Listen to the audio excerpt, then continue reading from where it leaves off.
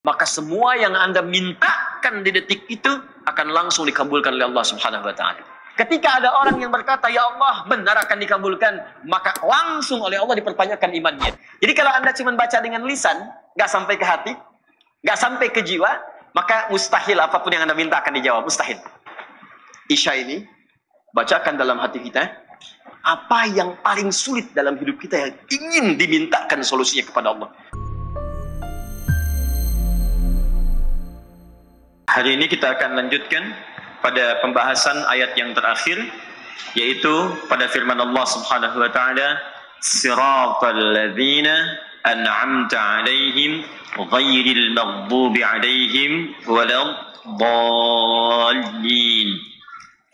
Baik teman-teman sekalian, Bapak dan Ibu, saudara-saudariku dimanapun Anda berada, seperti pernah kami sampaikan, Al-Fatihah termasuk surat yang sangat penting, dan juga seluruh surat yang lainnya penting. Namun setiap surah, seperti saya sampaikan, memiliki keistimewaan-keistimewaan tersendiri. Al-Fatihah adalah surah yang sangat istimewa karena ia menjadi satu-satunya surah yang membuka bacaan di dalam salat. Al-Fatihah adalah surah yang sangat istimewa karena ia satu-satunya surah yang menjadi pembuka dalam mushaf Al-Quran. Karena itu dia disebut dengan Al-Fatihah, dengan al-nya bermakna ma'rifah, karena membuka dua keutamaan tadi. Tidak ada yang paling utama dalam ibadah kecuali salat, itu yang paling nomor satunya, dasar dari semua ibadah, dan tidak ada yang disebut nilai-nilai kebaikannya tertinggi kecuali mendekat kepada Al-Quran.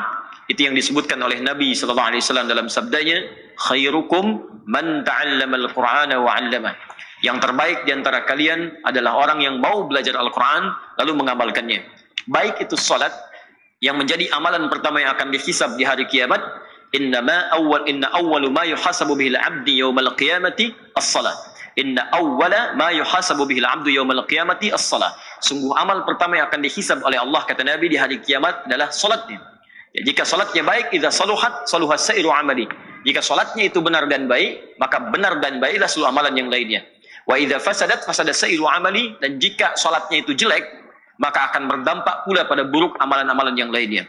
Anda bayangkan, dalam hal salat dibuka dengan Al-Fatihah bacaannya, dan dalam qiraat Al-Quran dibuka dengan Al-Fatihah. Jadi cukup dua hal ini menunjukkan keutamaan Al-Fatihah. Yang kedua, Al-Fatihah al-nya bisa bermakna istighraq, yang berarti pembuka pada seluruh hal-hal yang bernilai baik di sisi Allah Subhanahu wa taala. Fatihahnya pembuka segala kebaikan, al-nya menunjuk pada keseluruhan. Jadi jika ingin dibukakan semua yang baik-baik dalam hidup, baik itu terkait dengan rizki, dibukakan pintu rizki yang paling baik, dibukakan kesembuhan yang terbaik saat sakit, dibukakan kemudahan terbaik saat mendapat kesulitan, termasuk dibukakan bimbingan hidup yang terbaik dari seluruh tubuh kita. Mata melihat yang baik, telinga mendengar yang baik, mulut bicara yang baik. Maka di dalam Al-Fatihah ada petunjuk-petunjuk untuk menghasilkan itu semua.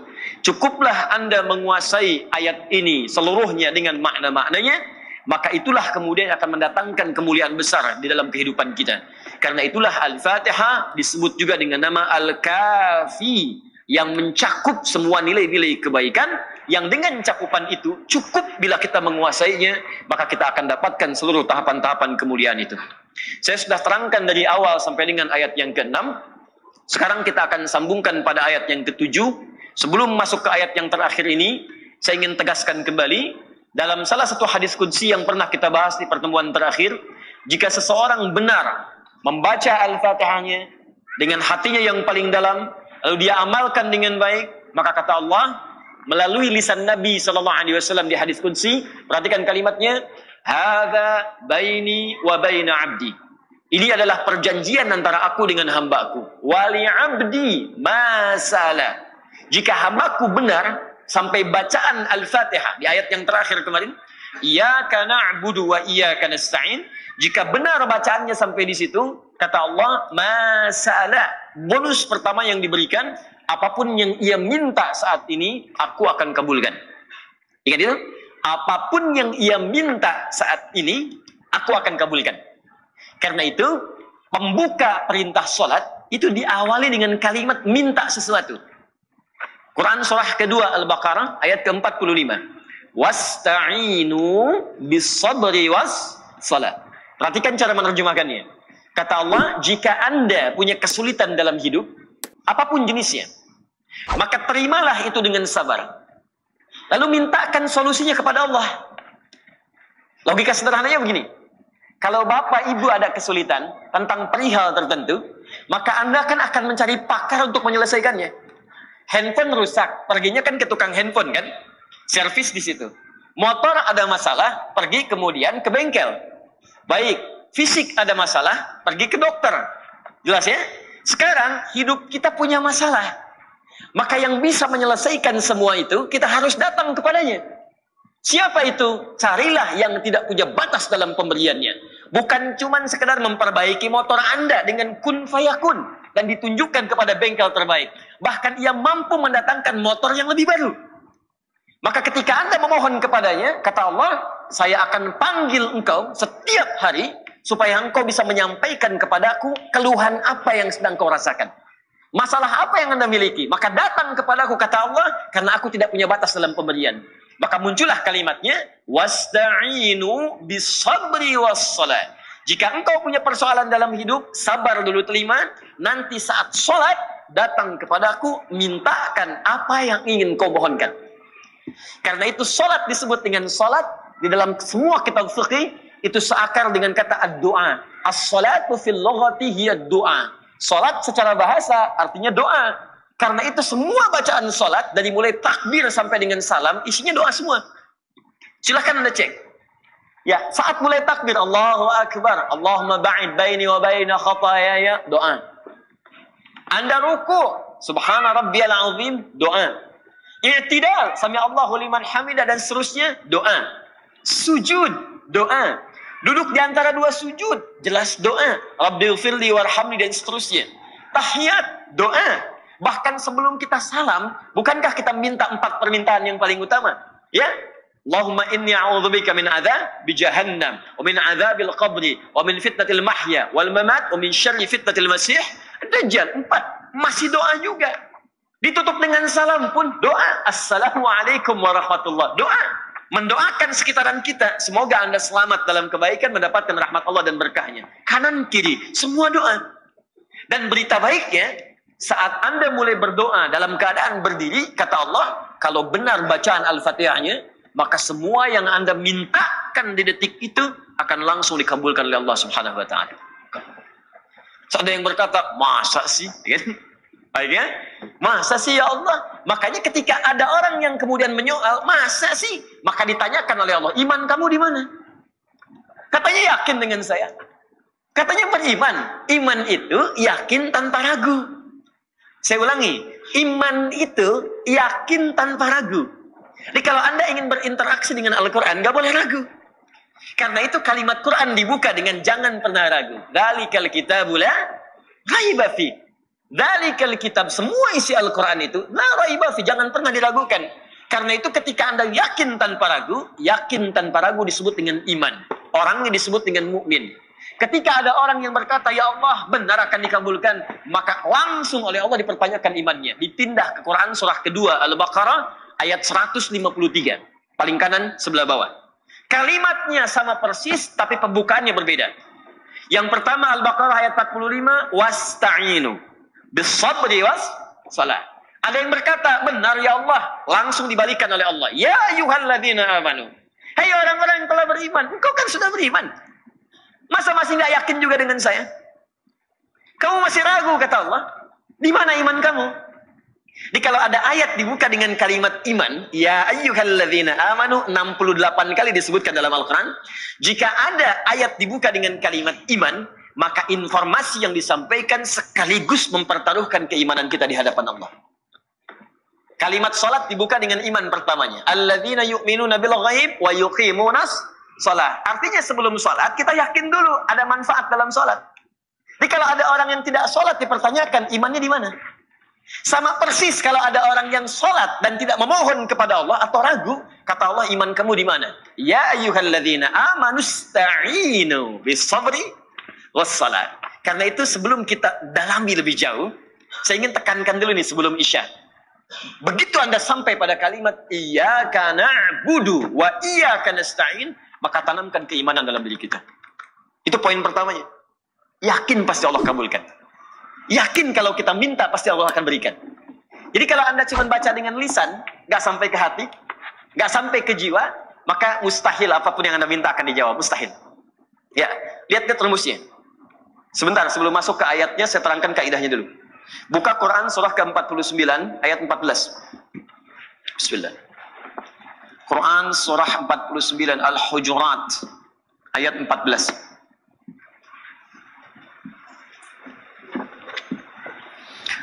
Qalatil a'rabu amanna. Orang Arab Badui berkata, saya beriman, kami beriman ya Rasulullah. Lalu Nabi diam sehingga turun jawaban dari Allah. Qul, katakan Muhammad. Ya, katakan Muhammad, lam tu'minu. Kalian sungguh belum serius imannya. Fokus. Walakin qulu aslamna. Tapi cukup katakan dulu, kami baru masuk Islam. Nah, orang yang masuk Islam bukankah mengucapkan kalimat syahadatain?